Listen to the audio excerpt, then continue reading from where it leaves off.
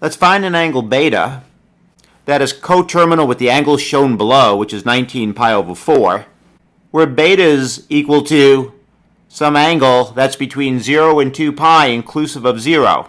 So to make sure we're seeing the directions clearly, I'm going to sketch the angle 19 pi over 4.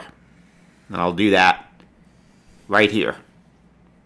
Coterminal means the two angles, beta and this angle I'm sketching, will share a side. That's what coterminal means. And I just have to make sure that angle is less than 1 revolution around. So let's begin by sketching the angle 19 pi over 4.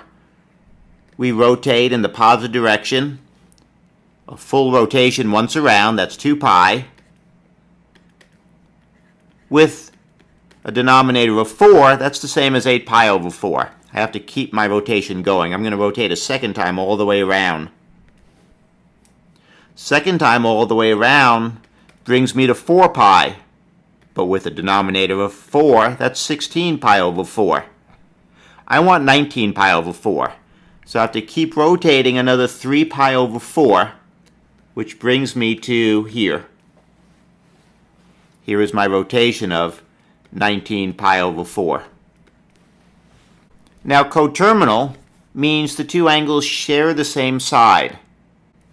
But my angle beta must be a rotation from 0, and it could be 0, to 2 pi, but not all the way to 2 pi. So I want to rotate in a positive direction less than 1 complete revolution.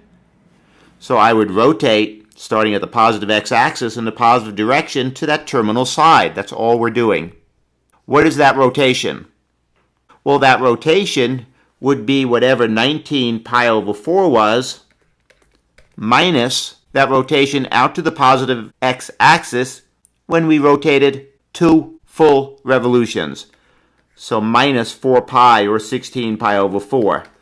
That rotation is 3 pi over 4. So my angle beta is 3 pi over 4.